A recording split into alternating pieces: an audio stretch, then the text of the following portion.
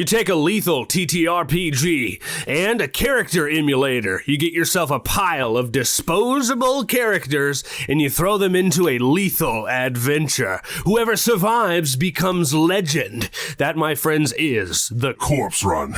Let's break it down.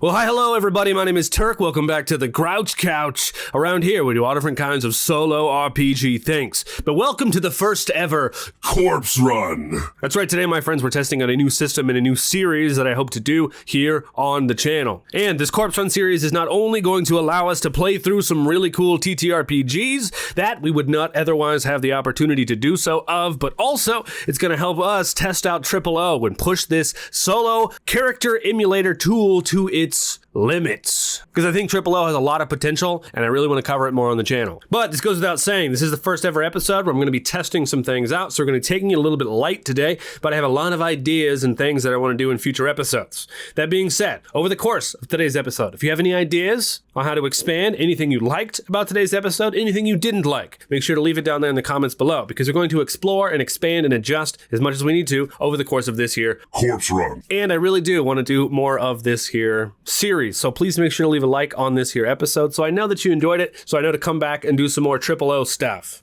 Now, before we get into the rules and the guidelines, I do want to give a big shout out to the Couch crew, all of you guys supporting the show. Thank you so much. Here in today's episode and all of the Corpse Runs moving forward, all of your names will be used for the characters that are going to be going through the guillotine. So if you're interested in getting your name as an NPC or a character in any of my shows or series, make sure to check out the Patreon. Thank you guys so much for supporting the show. Truthfully, thank you.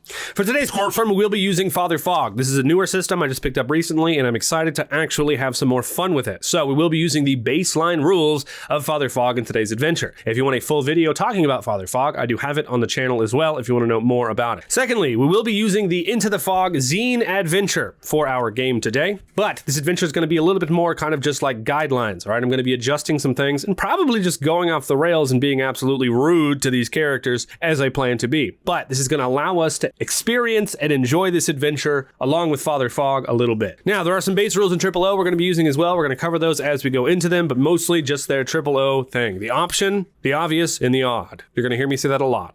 When it comes to O, it is a roll under system. So they have a stat. They need to roll under that system using a D100 to succeed.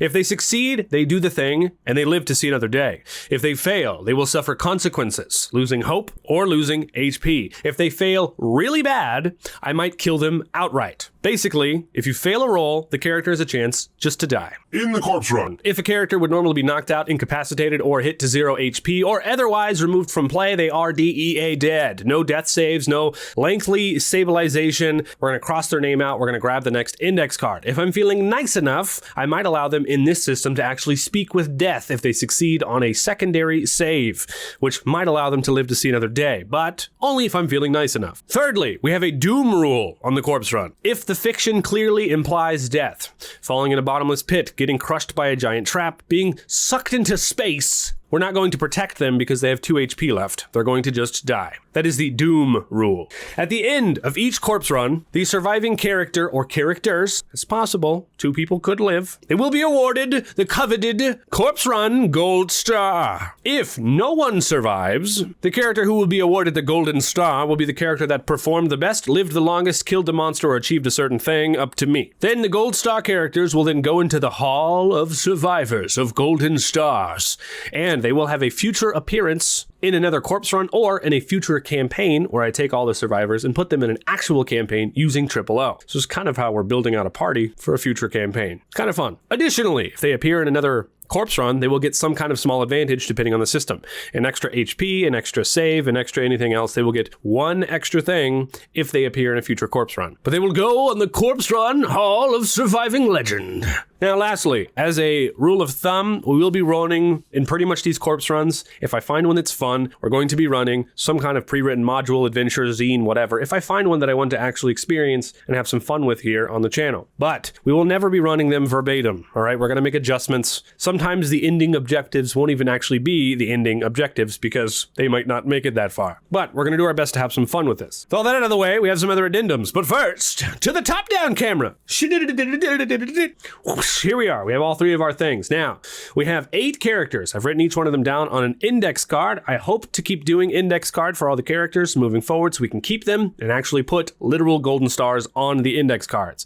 Secondly, I had ideas to use maps. I had ideas to open up Tailspire. I even was thinking about using Foundry or Roll20 for actual maps to run characters through dungeons. But this FatherFog adventure doesn't really necessarily include a real kind of map for us to go through. They do have this, which I'll pull up on screen now. Now, as you can see, this is kind of just an adventure map, getting from point A to point B, which is perfect, I think, for the corpse run. But it did not justify me creating an entire map on Tailspire or Foundry or anything else. But in the future, if a dungeon needs it, I will absolutely be making maps. I'll use all different kinds of software if we need it to actually make this more fun. And if you're interested in something like that, make sure to let me know in the comments below. But for today, we will a lot of it just be using pretty much theater of the mind, if you will. So follow along with me as best you can. Now, for each system, it's going to be a little bit different. But for this one, we're actually going to have 4 active characters at a time. As one character passes or dies, we will pull out another character. And it will be completely random because I've put them on cards. Backs are blank, so I plan to shuffle these cards and pull out what characters are active and will become active randomly. For an extra level of fun, I've also pulled out a set of dice for each character that they will be rolling with. And I plan in the future to actually designate minis to each one of those characters as well. We'll see if that happens. I've just started my real miniature journey recently. We'll see how it goes. So here in a second, we're going to go over the 8 characters that I have built for this corpse run. You should know that they were all randomly rolled on, stats and all, and I just wrote them down randomly. Additionally, from my Patreons, I actually used all of their names. I put all their names on a roll chart and rolled on it randomly and put their names onto the character sheets. What I would like you to do, if we pull out a character that you're interested in, all right, one that you want to win, I want you to think about that character and remember that character, all right? And I want you to maybe even comment down below if you want them to win before we even get to the actual adventure. Who are you voting for, all right? Then respond to your own comment when they meet their inevitable demise. So everything on these sheets is basic. I have completely slimmed down the FatherFog character sheet. As we can see here in the back, it is a full 2 whole pages with lots of different stuff on there, all right? But we didn't need all of this, all right? We don't need every single class on our character sheets. So we're gonna go with the first one, and I'll show you an example. This is Max, the Philosopher. The Philosopher is their class. Strength of 20, Intelligence of 30, Willpower of 48, Body 28, Mind 42, Spirit 48. HP is 20, their Hope is 60. If you're familiar with FatherFog, you know that all characters start with 100 Hope. But for our game, they're going to be starting with 60, because if they fail a Hope check, they might go through a little bit of a demise or a curse. All right. Anyways, only I think 2 or 3 characters are also got defense as well because they only have their basic starting equipment. Each class comes with a set of like a pack that they have that has like 6 or 8 items in it. What I did was I gave each character 4 items from that list, just randomly, just wrote them down as I was going through it. All right. Each character also does have a skill. These are just the starting skills that they get from their classes. All right. And each one of these skills will give them plus 10s or etc. in one of their stats whenever they make a roll that deals with that skill. Okay. Now, when it comes to stats and skills, the reason I like FatherFog for the corpse run is because all rolls are character forward. I will not be rolling to hit with enemies. In fact, I might roll to dodge with these guys. I might do anything else, but usually most consequences and attacks are going to happen whenever a character fails a roll. They're going to try to hit something, they fail, and then they get attacked, all right? And in FatherFog, enemies always hit. So characters will always be taking damage. And if you notice as we go through these, strength equals HP in this game. So if you have 20 strength, you have 20 HP. And 20 is actually really bad, Max. I'm sorry about that. But they are Philosopher. So philosophers mostly use literary knowledge to get through things, which is kind of a bad class to have, I'd say. There are 4 classes. There are the Worker, the Philosopher, the Stranger, and the Hunter. Those are the 4 classes. In my opinion, I think that the Hunter probably has the best chance at making it to the end, but I guess we'll see. That's why we're doing this exercise today. Now, let's go over all 8 characters so you can see exactly who we're dealing with. We have Max, the Philosopher, as we said. We have Scrinch, the Worker, with an HP of 49. Pretty good. They have a pry bar and a torch and a hammer plus 12 nails. Good for them. Also, Max has a surgical knife as their weapon. Scrinch, the Worker. We have Miss Ark, the Worker, an HP of 28. Very good. They have a hand axe and 50 foot of rope. We have Jesse, the Stranger. They have a staff, which actually gives them 1 defense. Very cool. They have a lantern, 10 rations as well, and they have fog lore and fog vision, which I think actually will come in handy in this adventure. We have Gatsby, the hunter. They have archery and animals. They also have a bow, a quiver. They have 19 arrows. It's crazy. They have a rapier and a tinderbox. We have Matthew, the hunter. This hunter has firearms instead of the bow and arrow. They have a rifle, and they only have 3 shots, though, of their rifle. So good luck there, Matthew. We have Vaughn, which I think I was saying Vaughn before. I think this is actually Vaughan, I think. So we're going to pronounce it Vaughan throughout this adventure. But she, I tried to do a separation of sexes here, so we actually have some she's in the mixes with some he's, all right, as you can see. So they have an HP of 38. They are also a stranger, so they have fog lore and fog vision, but this one has a wit. Good for you, Vaughan. Then we have Don B, the philosopher again. Strength of 24, which means their HP is only 24. They have literacy and alchemy and perception. They have a good shovel. Good for you with your good shovel. Hopefully it gets you somewhere. And those are our 8 characters. In the future, I might do 6 characters. I might do 12. Today is a full draft. I thought 8 was a good starting bit to see how it goes. All right. And in the future, we may make adjustments depending on the system and depending on how I feel today. Heck, maybe we'll do 50 characters one day. And every skill check, if you fail your skill check, you immediately die. That could be really fun. But today I want to do a balance of a little bit to actually have chances of survival. So we'll see. I'm sure you also seen this little card over here. As you know, in FatherFog, they have a general damage table. And so what I did was I actually put that into a roll chart. If a character takes random damage from anything that isn't an enemy that actually has damage listed, I'm going to roll on this chart here. And characters could comically die in dumb, funny ways. Could possibly happen. Now, if you see, it says plus bit on here. That's another thing I need to explain here in FatherFog. Whenever we're rolling our D100, we'll start with the orange ones here. We have our 1s dice, it doesn't have the 0, and we have our 10s dice, all right, that has the 0s on it. Example. Whatever the 1s dice lands on is the bit. Example, 98 right there, as you can see. So if we got a lethal on that 98, it would be a 48 because it's 40 plus the bit, okay? So the 1s dice is always the bit dice. And it's really actually kind of a fun mechanic that I had never seen before, and I'm hoping the Mothership has something similar, because it's very cool. Now, those are our characters. Who do you think will win? Gatsby, Matthew, Scrinch, Jesse, Don B, Max, Miss Ark, or Vaughan?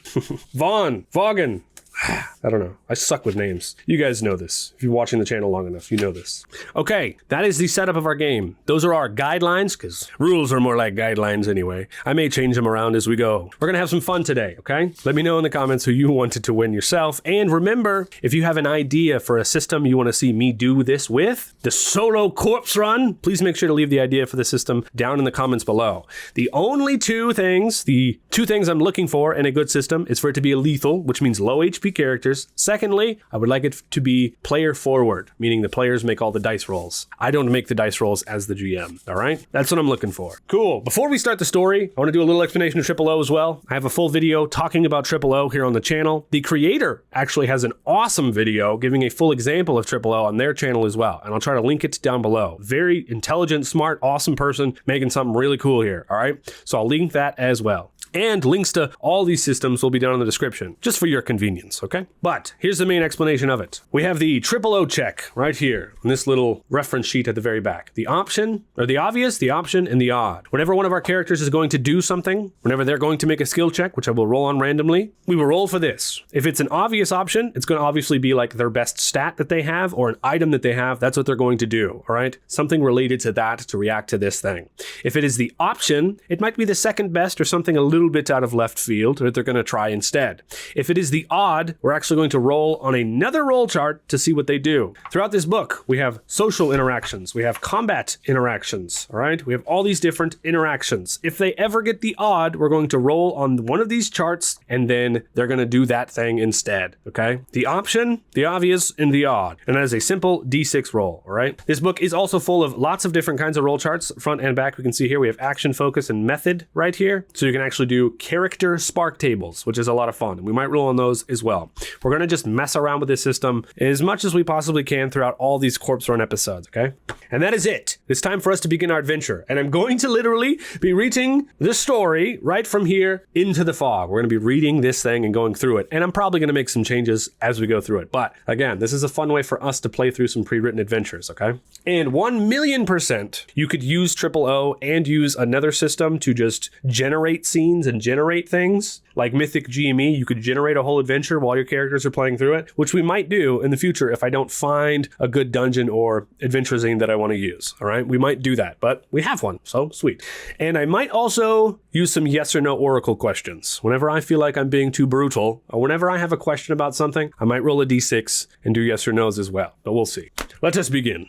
Into the fog. Once upon a time, the children of your village began disappearing into the fog. One by one they vanish, each loss increasing the weight of a communal despair. Then at last, there was hope. Granny Grands, the village elder, and the grandmother of orphans, summons you to her home. An orphan named Fritzig disappeared yesterday, but yet returned before dawn. He claims to know where the missing children are being kept. Better still, he left behind a glittering strand from his magical bronze ball of yarn that leads straight to them. Granny Grands has chosen to share this news only with you, for she knows, unlike most, you will follow the strand into the unknown. So take up your torch and step into the fog. Follow Fritzig's shining strand into the woods, rescue the lost children, and bring hope home once more. A little bit of character introduction. Very cool for our story today. Along the way, we're going to find some discarded wooden toys. We're also going to find a gleaming suit of armor that's going to get some things crazy. Spoilers for later, you guys. So I don't want to spoil you. Even though I'll spoil me, but I'm not going to spoil you. You got to wait. I'm pointing there. It's just my arm. Anyways, I don't want to spoil you. Anyways, it talks a little bit about our encounters there in that box. Moving on.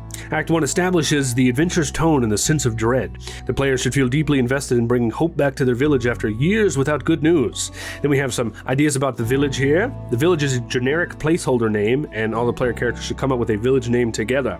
We're just going to keep it as the village for today's adventure. Then we have some continuing ideas about the village, but here we are. Granny Grands is a respected authority figure of the village who runs the orphanage. She gathers the characters at her cottage at dawn, and she tells us, "Each of you have more in common than you realize, and this commonality is why I brought you all here early this morning. I see in each of you a deep desire to make this village whole. Little Fritzig discovered something yesterday you need to know." And while Granny Grands goes to retrieve the child, have the characters introduce themselves to each other. So that's what we're going to do now. We're going to shuffle up and pull out our 4 starting active characters for this here adventure. Shuffle up and play, my friends. Just gonna shuffle them all up like this. It's really hard to shuffle index cards, but you know what? I'm a fan of cards, my friends. Okay, our first 4 starting adventurers are 1. Max the Philosopher. You will have the orange dice, Max. 2. Jesse the Stranger with the green dice. Congrats, Jesse. Scrinch the Worker with the black dice. And Matthew the Hunter. Wow, we actually got a full party. That's crazy. Matthew's gonna have the pink dice here, just like this. And if at any point I want to, I'm gonna roll a d4. It's gonna go like this, 1, 2, 3, 4, all right? To decide who might act, who might do what. The rest of our characters are gonna stay face down over here so we don't know who's next. So, I didn't really wanna give all the characters names either, because they might pass away. What we might do is if a character succeeds on a save, we may add a little bit to their backstory or something. That might be fun. Develop them out before the end. But here at the beginning, they all kind of introduce themselves to each other and talk to each other amongst themselves in this cottage. Yesterday morning, Fritzig saw a missing child who beckoned him into the forest. Fritzig followed while using his bronze ball of yarn. Fritzig never got too close to the child to get a good look, but after a few hours of traveling, Fritzig turned around and followed the yarn back to the village. Fritzig left yesterday morning and returned late last night. Fritzig is too scared to return to the forest and will remain at the orphanage with his ball of yarn. The bronze ball of yarn is a magical ball of yarn that never runs out and brightly shimmers. It shimmers even at night without any light source. This is Fritzig's ball of yarn. It is a family heirloom and he won't surrender it. Fritzig keeps a hold of the ball of yarn in the village while the characters follow the strand. It goes deep into the forest and loops back around towards the village. It easily breaks and the detached segment dissolves into nothing in mere seconds.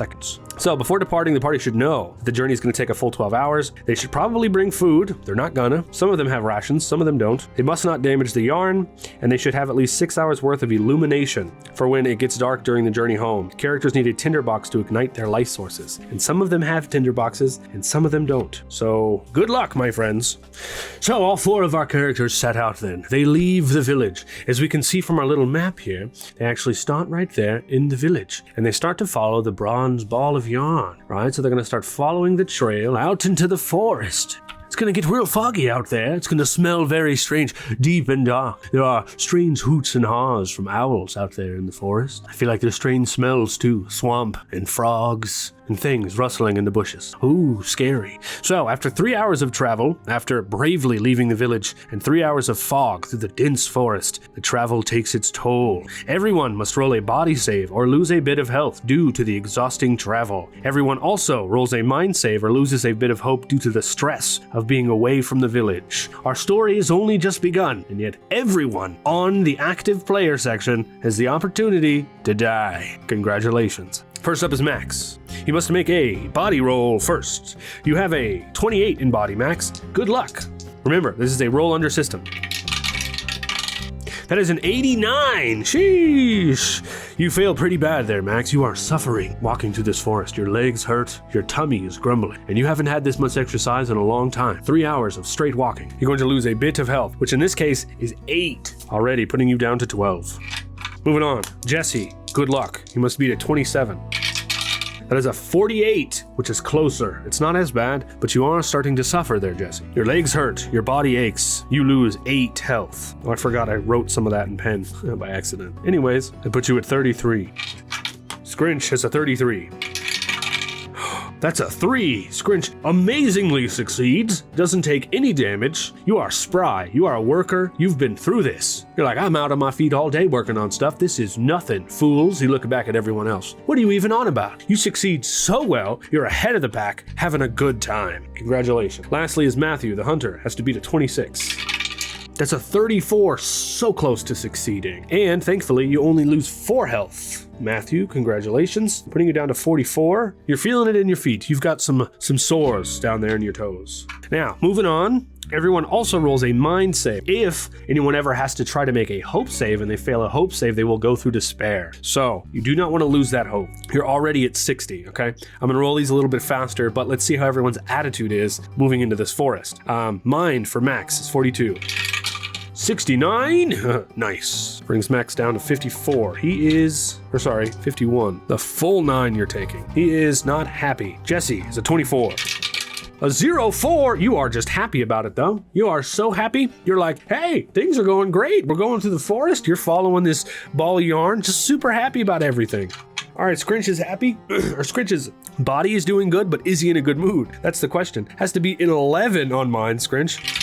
Sheesh, that's an 82. Yeah, so you are real mad. Maybe that's why you're charging ahead. You're in a bad mood. You're real mad. You're gonna lose 2 here, putting it down to 58. Having to roll for everybody right at the start really kind of slows things down, but it's fine. Matthew is roll next. Mind of 35. Oops, didn't go in the box. There we go. And it bumped it, which helped you, but that's only a 46. So you still do fail. So not everyone's really in that good of a mood, except Jesse, who's just so pry and happy. You're gonna lose a total of 6 here, bringing you down to 54.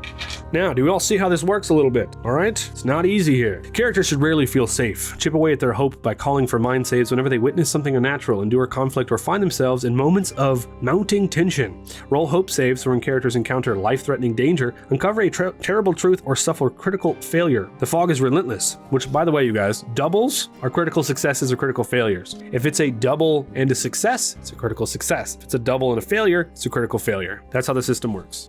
On the journey to the end of the strand, characters find different wooden toys along the forest floor. At first, there's an occasional toy every mile or so. By the end, the amount of toys crescendos into 1 toy every 50 yards. Use the table below to determine what kind of toy is found. All right, so I'm just going to roll up a couple here just for thematic, all right? What is the first toy we find?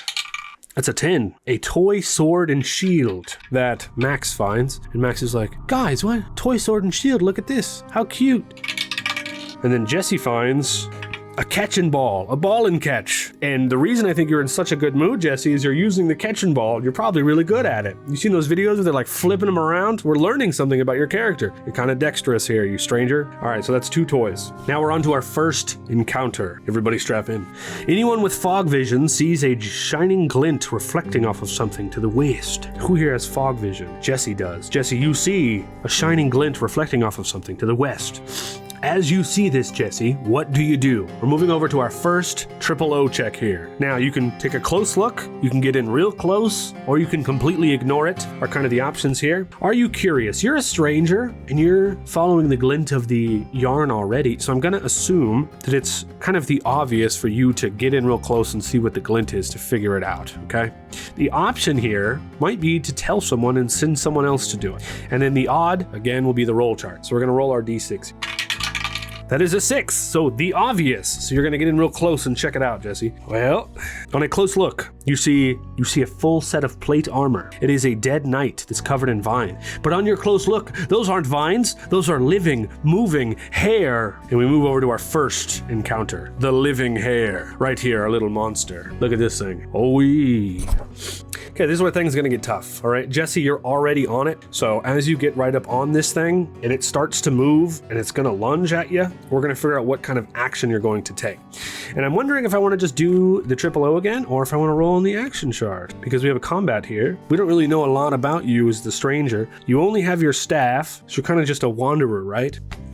As it comes to life, does Jesse get scared? Let's roll a yes or no questions, learn a little bit about him, because it's coming to life right in front of you, right? So 4 through 6 is yes, and 1 through 3 is no, all right? Yes or no? Does he get scared? 3 is no, he doesn't get scared. So you just act accordingly. You go, I've seen this creature before. You aren't scared of this thing, right? So then you're just gonna, let's roll to see if you're gonna do the obvious, attack, the option, ask for help, or the odd is on the roll chart. Let's see.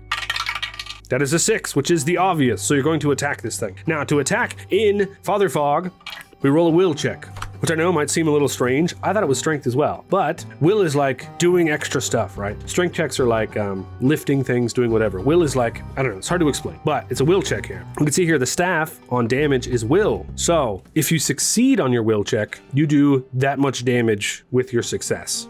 So here we go. You gotta get under a 47 to hit this thing and deal some damage. And if you fail, it's going to attack you.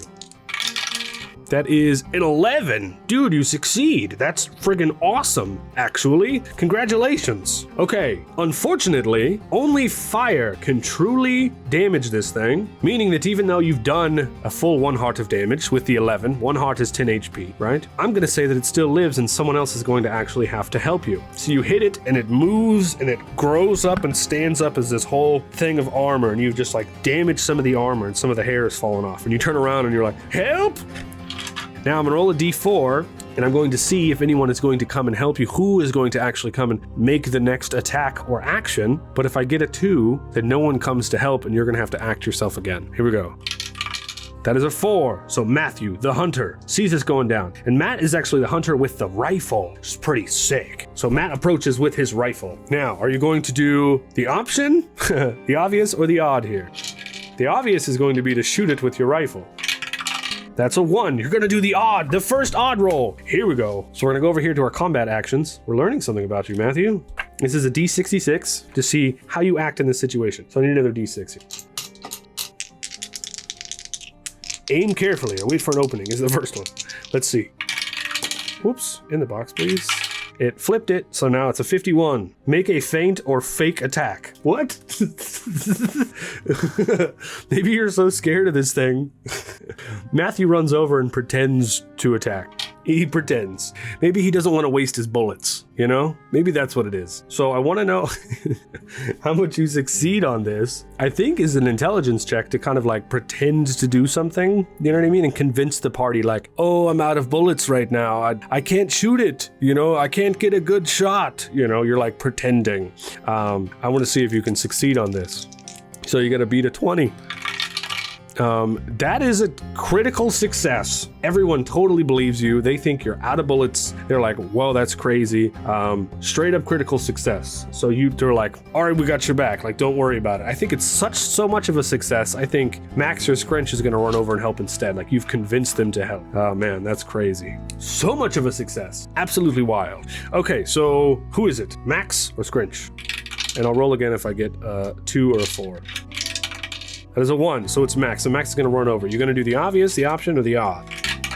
That is a 3, which means you're going to do the option. So instead of stabbing it with your surgical kit, you're going to do something else with your surgical knife. Instead, Max, what are you going to do? Okay, let's ask some yes or no questions here. Instead of using your weapon on this thing, does Max just try to start ripping the hair out of the armor? Yes or no? No. Does Max actually think to use the oil lamp? Max is the philosopher, so maybe Max was smart enough to think it's hair, it's flammable. I'm gonna call this likely. I'm gonna roll 2d6. That's a 4 and a 2, so a 4 is a yes. Does use the oil lamp. Okay, so here's the first question. Was the oil lamp lit when we left? We were going through the fog. Maybe it was already lit because you gotta use a tinderbox to light up the oil lamp. So was it already lit? Yes or no? I'm gonna call it likely since this is our first encounter. That is a 4 again, yes. So the oil lamp is already lit. So using will, Max is gonna swing around this lit oil lamp and try to smash it onto this armor with all this hair. You gotta beat a 48. That is a 41! Goodness me! Which means success, which also means it does 41 damage to this damn thing. Smashes, fire goes everywhere. The hair creature starts screaming as it's burned into flames, and then left on the ground is just this armor. And Max is just breathing like, so much help that battle you were, Scrinch. I'll tell you what. Only fire can truly damage it. Thankfully, we did that, and no one failed a roll to get attacked. Actually crazy. The corpse run is going great, everybody. Everyone's alive. Congratulations.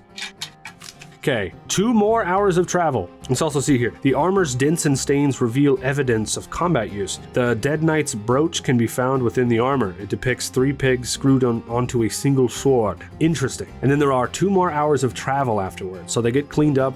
We're out of an oil lamp. That's done been used. So we're gonna cross that off. All right, so it should now be afternoon, and traveling at night is even more dangerous. At this point, everyone should consume a ration and the contents of their water skin. We'll say that they had the water skins. That's fine. Who has rations? Jesse has 10 rations, and Jesse is the only person with those rations. So, does Jesse share his rations with everybody? Yes or no?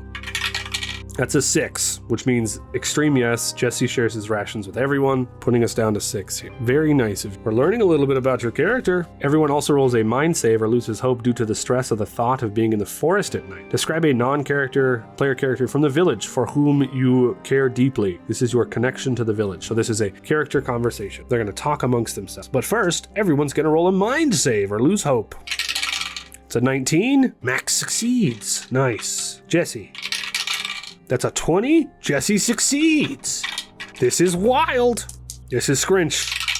That's an 8, right? Yeah, that's an 18, Scrinch. Oh, barely fails. Is that yeah, that's an 8. That's an 18. Dang. Okay, so you're gonna lose 8 then. 8 hope, Scrinch, putting it down to 50. You're the only one that didn't help the team last time. Lastly, Matthew got is that a 1 or a 7? That's a 7. A 77, so Matthew also fails. Losing the most hope, Matthew is. Bringing him down to 47. Goodness me. Okay, second encounter. We've made it all the way to second encounter and no one has died. Can you guys believe this crap? I mean, the first one was pretty easy. It was honestly pretty easy. We might ramp it up a little bit here if we have to.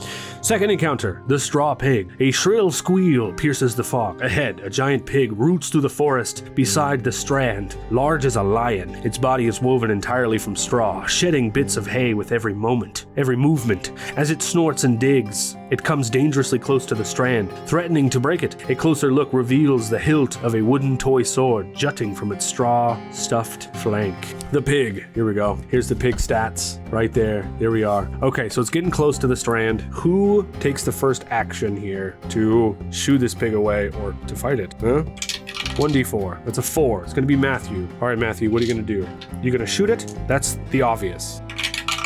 3, which I think here is the option. You don't want to use your rifle, Matthew. Why? Why do you not want to use your rifle? Okay, what's the option here? I don't actually know what the option would be. He has firearms and hiding. So maybe he gets scared of the pig. I'm thinking the option has to come from his character sheet, right? So I think he's gonna hide. Again, he doesn't want to shoot his rifle, so he sees the pig, he gets scared of it, the giant hay pig, and he hides. So I'm gonna roll a hide check. We'll make this an intelligence check, I guess. Truthfully, could be spirit to do something quickly. Might be a quick save here, but really, I don't want to do that. So we're going to make an intelligence check to see if he can hide. You succeeded last time, buddy, so good luck. Here we go. That is a 60, so you fail. You try to jump into some bushes and hide. And as you do that, the pig sees you, Matthew. And on a 60, you're gonna take the pig's damage. And what I'm gonna do is I'm gonna roll on the general damage table instead. So I'm gonna roll a d4 here. Here we go. That is a 4, which means it was a weak hit, plus the bit, which it was a 60, which means it's plus 0, which means you only take 10 damage. As the pig, you jump into the bush, the pig hears you, and it comes charging. You take 10 damage. That's it. You're so lucky. So lucky. You take 10 damage. All right, who's next? That's a 4 again, so I'm gonna reroll. Who's next? That's a 1, so Max. All right, Max, what are you gonna do? The obvious, the option, or the odd? That's a 6, so the obvious. So you have a surgical knife, you're gonna try to attack this thing. And also there's a weird wooden toy sticking out of it, which I don't think it really does anything. It just lets us know that a child had tried to fight this thing at one point, I think. So Max sees straw, and Max is like, crap, well, I've already used my lamp, so I can't light this thing on fire, but I'm gonna use my surgical knife. So we're gonna go over here to weapons.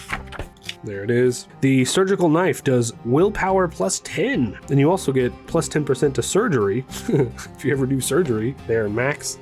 So will is 48. Gotta get a 48 here, Max.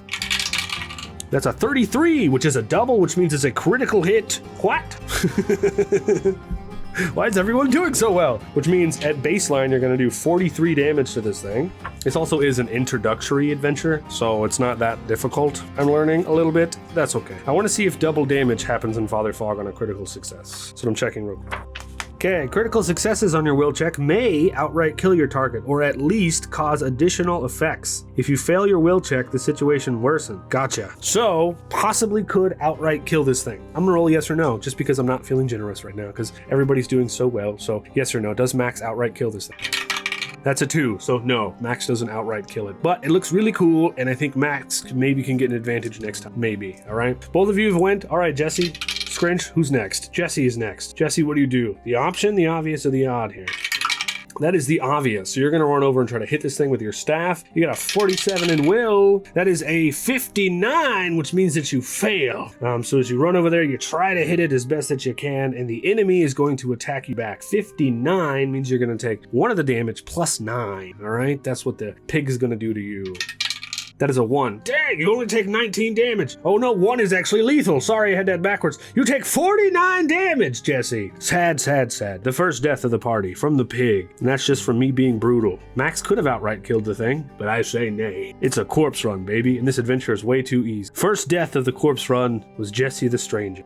From out of the bushes, like a crazy person who is here to help now from the village, who has showed up. It's Don B, the philosopher. Now we have 2 philosophers on the party. Congrats, Don B, welcome to the party. You've got a shovel. Nice. Yes, I'm doing my general damage table. What is the pig's actual damage? Would you have lived that? It's 15 plus the bit, which would have been 24. You had 33, so you would have lived, but I'm using the damage table instead. You fool. You think I'm going to be easy on you? I don't know why I'm saying you. It's the character, whatever. Now, lastly left is Scrinch. What is Scrinch gonna do? The option, the obvious, or the odd? This thing only needs 1 more hit. 4 is the option. So I think as someone's just entered the party, right? So Scrinch is gonna see Don B showing up out of nowhere. Like, I'm here to help, just as their friend has died, which by the way, we're going to be doing hope checks on that in a sec. Just as their friend has died, Don B comes to help, and Scrinch goes, get him, help us, and points to Don B. So now Don B is going to act instead. Option, obvious, or odd? That's a 5, which means it's the obvious. Don B has a shovel. All you gotta do is hit him, Don. You got a 44 on will. Let's give it a shot.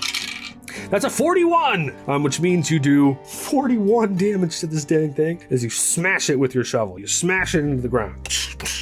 And then you stand up and you're like, hey guys, how's it going? What's going on? I'm here to help. I've come from the village. And everyone else looks at their friend who just got eaten up by a straw. It technically couldn't be eaten. Maybe he got suffocated by straw as the straw got shoved down into his throat from the pig. And everyone's going to make a hope check. And we're gonna start over here first with math. Hope of 47.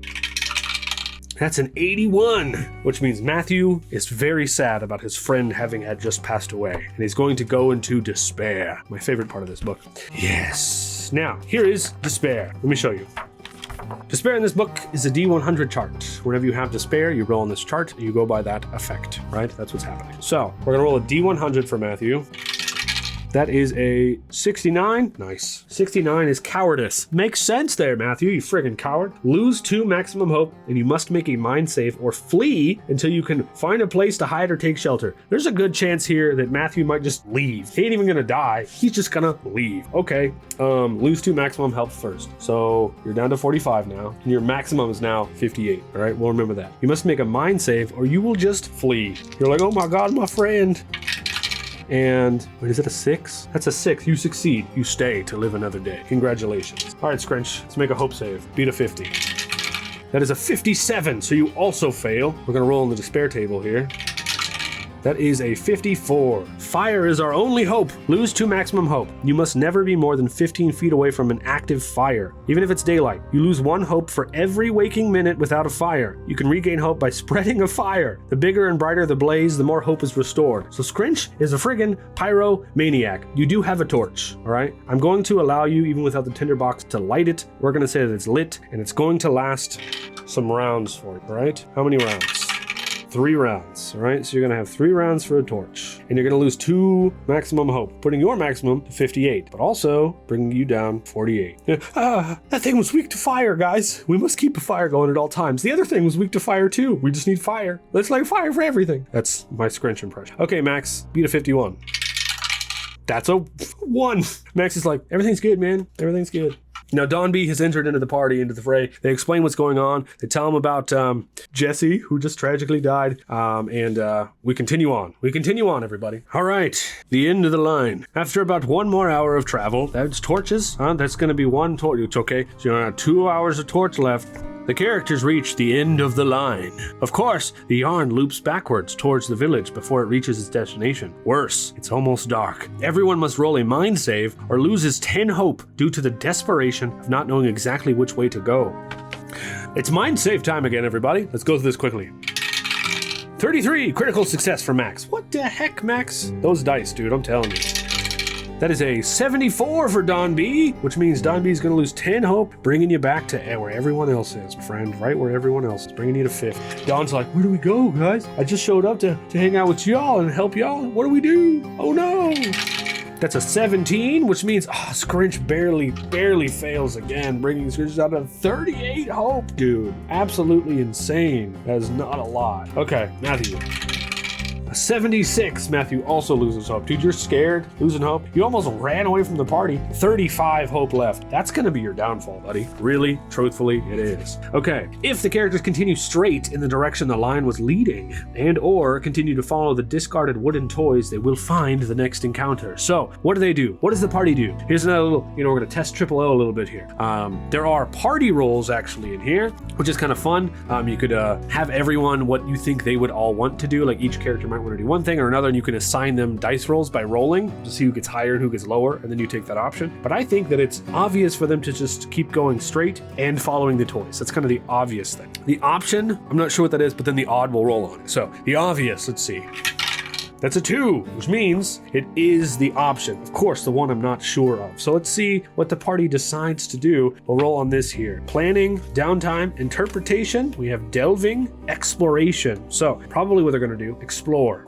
The exploration chart is what I mean. Unless it could be planning. Anyways, the roll charts are mostly for the odd anyway, so we gotta think about the option. Maybe they'll trust one of them to make a skill check to follow the toys, like through the 4, there's like tracks, right? So we're like following the toys that they had found. We found 2 toys already. So maybe someone can make a skill check to do the thing. And maybe they're like, Dawn, you're new. I know that you're scared, but you can do this. So we're gonna make Dawn do a skill check to follow these toys. And I only say that because Dawn has the highest intelligence of 55. Holy crap. So we're gonna let Dawn roll for this to see if he can follow the toys to our destination.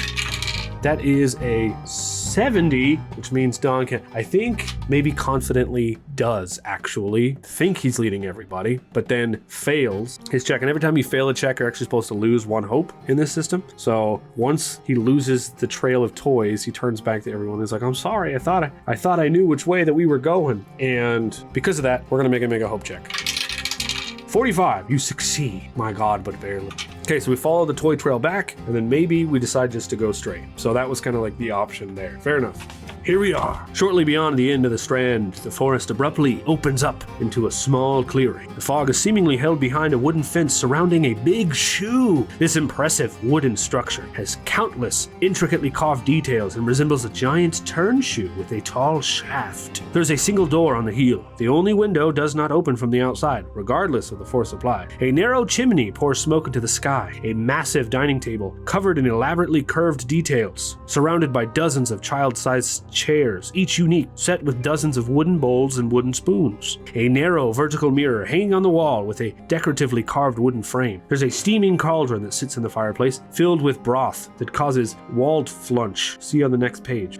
Oh, smells delicious and it's difficult to resist. Oh, we have options here. There are wooden beds fixed to the wall. So first we're getting the inside. I started explaining the inside. It's like, here's the outside, and then just like, here's the inside. There's no separations. I just kind of kept reading. Anyways, wooden beds are fixed to the walls of the interior shaft that spiral to the roof. Climbing and jumping from bed to bed requires a will check to not fall. The higher the beds, the less fully formed the woods. Some beds reveal a living eye, fingers, or even mouth. What?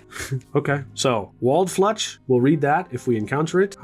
It deals with the soup in the cauldron. It says that the old woman mindlessly stirs the cauldron. If she notices the characters, she invites them into their home. She will happily leave the door open to invite the characters in. She repeats any of the following phrases in any order or combination. Come in, come in. The children will be home soon. Eat your broth. Eat your broth. The children will be home any minute. And then we have a whole thing for whenever children arrive. So all four of our characters see this thing, this huge shoe, and they're all stuck in awe for a second. Oh, what? What the heck? How have we entered here? And I think they all step inside the gate cautiously, and they see that I'm gonna say the door is wide open. And then from the outside, they can see the old lady step in the doorway when she hears the gate close, and she says, come in, come in, come in, come in. And she disappears into the doorway. And all of them look at each other. What? Now, what does the party do together? The option, the obvious, or the odd? Here we go. The obvious, follow the old lady in, right? The option, maybe be a little bit careful. And then the odd is the roll chart. So 4, which is the option. So they're going to be a little cautious, right? Together, right? Who is leading the party? They're going to get up close. I don't think they're going to go inside, but they're going to get up close and start asking some questions. Who's leading the party? That is a 4. Matthew is. The scared guy? Okay. Together they walk across the yard and up the stairs to the front porch, where he just leans in and he says things to the old lady. And she just keeps going, come in, come in. The children will be home soon. Eat your broth. Come in. Eat. Come in. And at this point, maybe Matthew can make a mind save to think that maybe this old lady's insane, right? Maybe. It's like a wisdom check. Mind save. Let's get it. That is a 0-3. So he turns around to the party and he's like, I wouldn't do that. I would not go in there. But I think the party's already thinks that he's super scared and they don't trust him. But I think Matthew's going to stay out on the porch. He's not going to go inside. What about Scrinch? Does Scrinch go inside?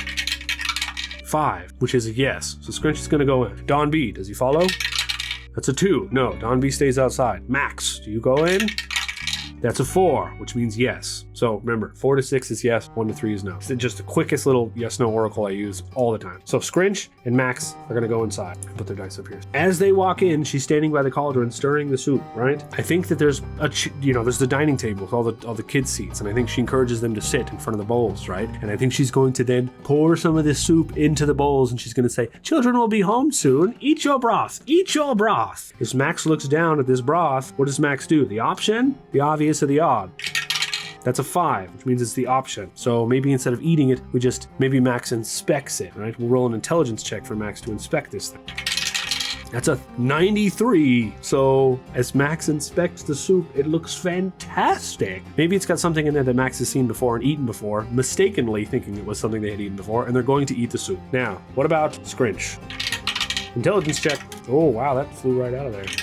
That's a 1. It flipped it to a 7. It was totally a 12 though. I seen it was a 1 and the second dice flipped. So we'll call it the 12. I'm cool with that, which makes it a 43. And after Max eats it, Scrinch goes, no, wait. Oh man. And I think Scrinch you pour yours on the floor and you set the bowl back and you go, really good. But now, wood flutch. This is an ancient curse caused by the Witch of the Woods. It transforms its victim into wood, extending the witch's unnatural life. The stages of wood flutch. Movement is slowed by half as limbs feel stiff. Limbs begin to turn to wood. Elaborate carvings appear on your wooden limbs. A limb falls off and becomes a wooden toy. Another limb falls off, and this stage repeats until all your limbs are gone. The sources of wood flutch is any flesh struck by a wooden whip. Progress the curse by 3 stages in 10 seconds. Each sip of the broth progresses the curse by 1 stage in 2 minutes. 30 sips, or 1 bowl of the broth, broth progresses the curse by 5 stages in 5 minutes. Curse, cure, and consequences. Eating 1 portion of the loaf of bread reverses all the Wold Fulch. Limbs lost to the curse cannot be reattached. Okay, so this is a case of doom. You've done so good so far, Max, but after you take a couple sips of this broth, you turn into a wooden toy and sit back in the chair, and you're literally like friggin' Pinocchio stuck there. That is our second death. This is a case of doom. You only had 12 HP anyway, but this is a doom case. You ate the broth, you turn into a toy, you die. That's the way it goes. Sorry about it, Max. The second death. Coming up the porch to meet up with Matthew and Don B on the porch is Gatsby the Hunter. Congratulations, welcome to the party, Gatsby. As you approach, like, hey, what's up, guys? I'm Gatsby. What's going on? I'm here to help with the kids. Don B's like, yes, inside. One of our friends just turned into a wooden toy. What? Yes, avoid the soup. Avoid the soup. And it even says down here at the bottom, above all, the witch wants everyone to sit and drink the broth. So the witch literally was just gonna force them to do that. So sorry about it. Now, Nightfall transformations. The children arrive. This is the climax of the adventure, shortly after the characters are inside. So after that happens, first of all, Don B and Matthew are still on the front porch, just watching from the inside, leaving Scrinch sitting by himself at the table. And I think after that happens, does Scrinch do anything, or is Scrinch too scared? Which, hold on a second. First of all, we need to back the hell up. One of their friends just turned into a toy after Doom.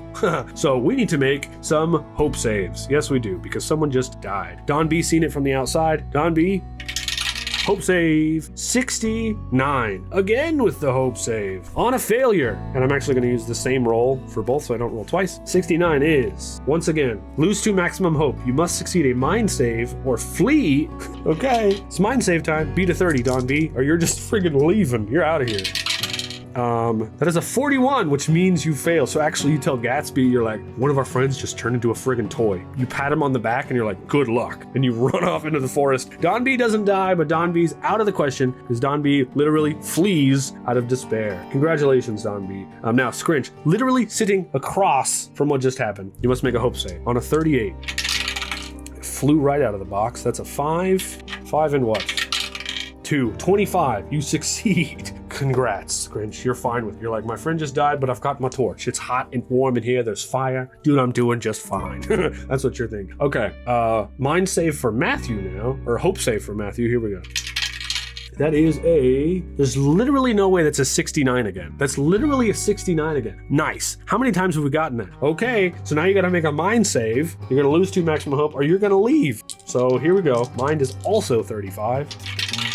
37, so close, Matthew. You're like, enough is enough. And you turn with Don B, you guys leave together. Both of you just book it out of it. And who knows what's gonna happen to y'all in the forest. We're not gonna consider you dead, but we're considering you out of the corpse run, right? You have ran away. I think fleeing is also another thing. So, last 2 cards are Miss Ark, the worker, and Vaughn, the stranger. Vogan, the stranger. Here you guys are. Welcome to the party. You guys run up on the porch as they're leaving. All 3 of you guys came together from the village to help, and you see Scrinch sitting in there across from a doll. Gatsby informs you 2 on what just happened, and Scrinch is sitting there holding his torch, just friggin' scared. Now we're moving on to the next part of the story. The climax of the adventure, shortly after the characters are all inside. I think everyone comes inside at this point. They shut the door behind them. The nightmare truly begins. The old woman suddenly announces, "The children are home!" She unties her robe belt. It is actually a segmented wooden whip. Her robe falls to reveal a gaunt, inhuman figure, and the Witch of the Wood begins to attack. All of the wooden toys, furniture, and fixtures unnaturally melt and merge into the forms of the Children of the Wood, now grabbing any characters they can. Be sure to have all characters roll a hope save for the horrors they are witnessing. I agree. Yes, I agree. Here we go. Hope save time. Gatsby just got here. Your hope's at 60. You're killing it, man. You're absolutely killing it. That is a 79. Okay. To the despair table. I really love this despair thing for this corpse run. It's actually kind of fantastic. And I love this hope mechanic for this corpse run. It's fantastic. I like it a lot. We may have to do something similar in future corpse runs. Hope rules. I'm into that. 79 through 78. Wandering misplacement. Lose 2 maximum health. You habitually forget where you place things. When you need an item from your rucksack, there's a 10% chance that you just can't find it. To do this, roll a D100. If your result is 1 through 10, you cannot find the item that day. Okay, so Gatsby's kind of forgetful now. We'll put that on their sheet as a condition. Forgetful. Nice. All right, Vogan. That is a 69. Literally? Literally. Logan just got here. We already know what it is. It's 69, which makes it a failure. Secondly, how many times have we rolled 69? That's insane to me. Okay, mind save, or you try to run, all right, on a 30, which you can't because the door is shut, the door has melted, you cannot run. That's a 78. You fail, you run to the door, you try to find it, you fail. Instead, something's gonna melt a little bit. You're gonna take a little bit of damage. That's what's gonna happen instead, all right? Vogan, you just made it, I'm sorry. Here we go. That is a 2, which makes it heavy, plus 9, because it was 69, you die, you're dead, that's it. You try to run to the door melts, and you just get wood melted all over you, and you're dead. Yeah, I'm sorry. It's the corpse run rules, Vogan, I'm sorry. That's it, it's over. Then there were 3. Who needs a hope check left? Everybody does. The book told me to do it. All right, Scrinch. 38, beat it. That's an 85. You fail. A different number. Contagious despair. Lose 2 maximum hope. You and the nearest party member lose D10 hope. Everybody loses D10 hope. That is an 8. Everybody loses 8. Scrinch is like, oh God, holding their torch. Oh no. As everything's just melting around them, the lady's like, the children are home. It really sucks that you got that before Miss Arc Jr. got to have her roll. Really sucks for her. The children! Here we go. Final hope check. Oops. That is a 1 and an 8. 81. Dark humor. Lose 2 maximum hope. You habitually laugh at tragedy, treating even the most grievous events as a grim joke. Miss Arc Jr. just bursts out laughing right into the lady's face. This is crazy. It's kind of creepy. Yeah. The lady's like, the children are home. And she's like, and the person just melts in the door. Good Lord. Okay. Witch of the Wood and Children of the Wood stats in the back here. Here we are. Witch of the Wood and Children of the Wood. Who's going to be the last to survive in the corpse run? As we know, the last survivor, because there's no way they're going to win. They might, but the last survivor will get a golden star. All right. Witch of the Wood and the Children of the Wood. So how do the Children of Wood appear? Are they regular children with wooden flesh, amalgamated abominations of wooden toys, or a collection of states between? Let your players decide. I think they literally kind of look like that. You know, they're all like crazy looking pieces of toys and what have you. How many are there? There's 3, I'm going to say, because there's 3 hearts. So 1 heart is going to be one of them. If you kill one of them, then it's exactly. You take out one of them with 1 heart, which is 10 HP. The Witch of the Wood has the wooden whip, which getting hit by the wooden whip turns that body part that was struck into wood, right? From the walled flutch. And we'll say that they can get struck, I don't know, a total of 5 times. Was that 5 limbs? Every time they get struck, it's going to be bad. So, and we'll just use her actual damage. Since this is the final boss fight, we'll use the actual damage, which is 10 damage plus a bit, all right? Okay, so who's up first? Everyone's going to get a turn to act. We've got, this is 1, 2's dead, 3 and 4. Let's roll it. Who's up first? 2 is dead. Roll it again. 4, Miss Arc is up first. Are you going to do the obvious, the option, or the odd when it comes to attacking here? You can use your hand axe. You've got some rope. Who knows?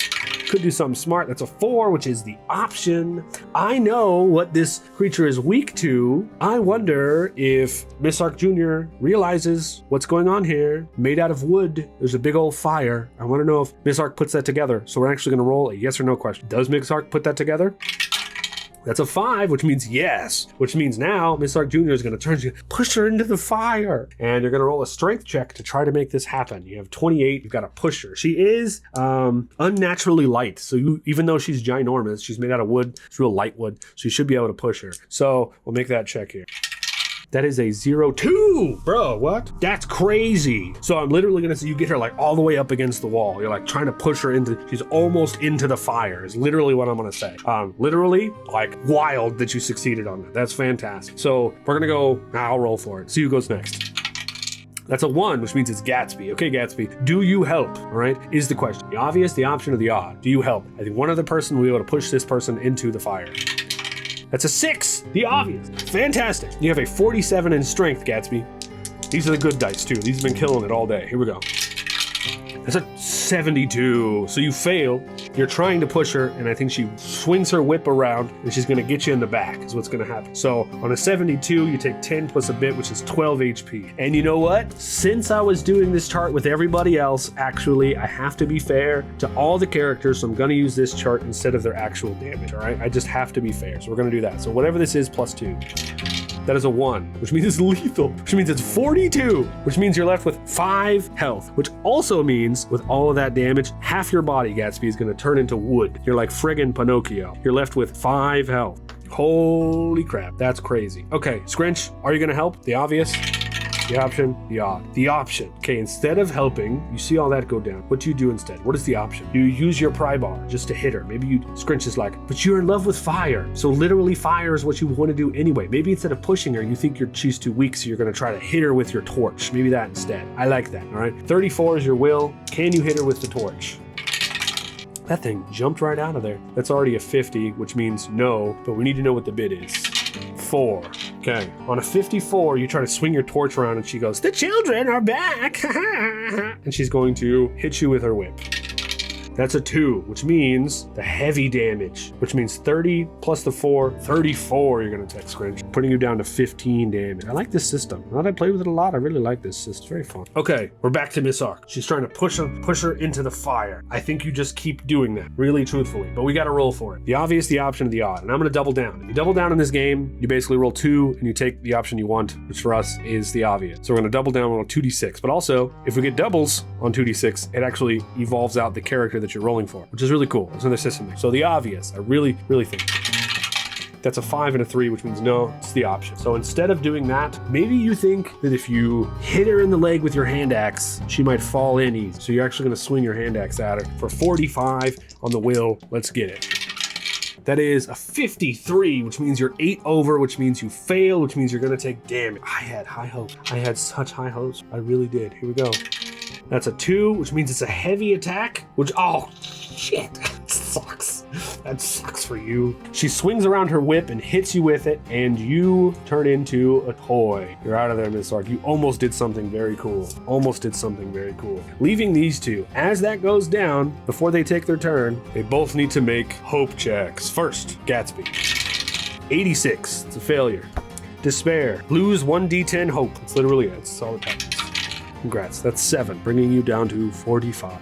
Scrinch, on the 30 hope, dude, that's a 33. It's a critical fail. That sucks. That sucks real bad. But anyways, it's a 33. Fog fear, lose 3 maximum hope. Once a day, if you see fog, you lose hope. So not only must you always have fire with you, now also you're scared of the fog, which is literally everywhere. So you're big fearful.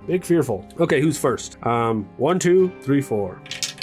That's a 2. Gatsby's first. What do you do, Gatsby? The obvious, push her into the fire. I really want that to happen because I think by now you've realized that's what's going on and you just tried. So we're gonna roll 2d6 for you. Here we go. The obvious. Oh, it flew out of the box. That's a 2 and a 5, which means no, you're gonna do the option. What is the option? Maybe you try to use her to see that she's made out of wood. And so instead of pushing her, you're gonna try to use your tinderbox. You're gonna pull it out and just try to light her on fire. I think this has to be an intelligence check just to try to light her on fire. Your strength is so much better. This sucks, but all right, gotta beat a 28. Here we go. Is that a 27? Sick, dude. Awesome. Okay, you're gonna light her leg on fire. Half of her body lights up. She's gonna lose half of her hearts. She has 7. We'll put her down to 3 hearts as half of her body begins lighting a flame. Scrinch, you see this? Do you do the obvious, the option, or the odd? The obvious is to succeed on a second strength check to get her all the way into the fire. Come on. That's a 6. Awesome. You have a strength of 49. Come on, Strength. Come on, Scrinch. You can do this. You can do this. 57, which means that you fail. It's a sad day. It's a sad day for Scrinch, which means you're going to take at least minimum 17 damage because that bit is 7. That's a 4, which means you take the 17, which means you die. She swings around her whip and you get turned into a toy. Gatsby, the last one alive. You must succeed on a hope save of 45 as your friend gets turned into a toy right next to you. You do it with a 9. Okay, all you have to do, she's halfway on fire, is push her the rest of the way into the fire. All you have to do. You gotta succeed on a 47. I really want to give you advantage on this since you're the last living survivor and you succeeded on your hope check. So that's what I'm gonna do. We're gonna do it twice. Advantage. That is a 72. Oh, good. Or a 25. He does it. Gatsby, you kick her right into the fire. And she screams.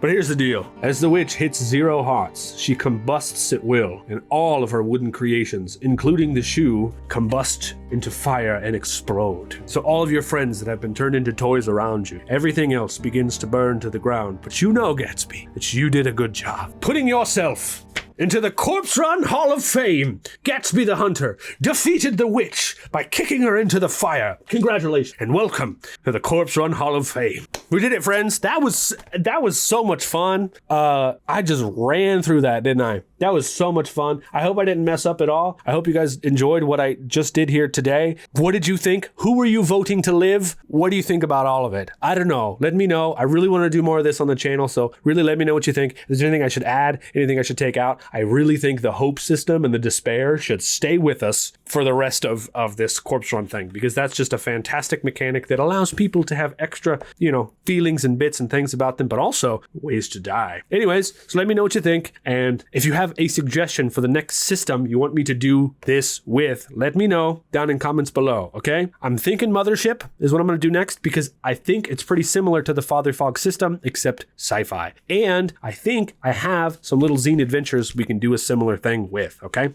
So let me know what you think. And also, could be Morkborg, could be really good, could be Pirate Borg, could be Office Borg. I don't know. You let me know what system I should do next, and we'll debate about it in the comments section, okay? Thank you all so much for watching. I really do appreciate you. Make sure to leave a like on this video to encourage me to come back and do more, because I really do want to do more of this. It was so much fun. And I'll see all of you guys in the next episode, okay? For now, take a seat on the couch and roll for initiative. Hold on. At least until you find yourselves in the woods in a giant wooden shoe trying to kill a witch yourselves. Roll on that, weirdos. Let me know what you get. I'll see you next time. Say bye-bye, Mackie. Bye-bye. See you guys later. Good boy.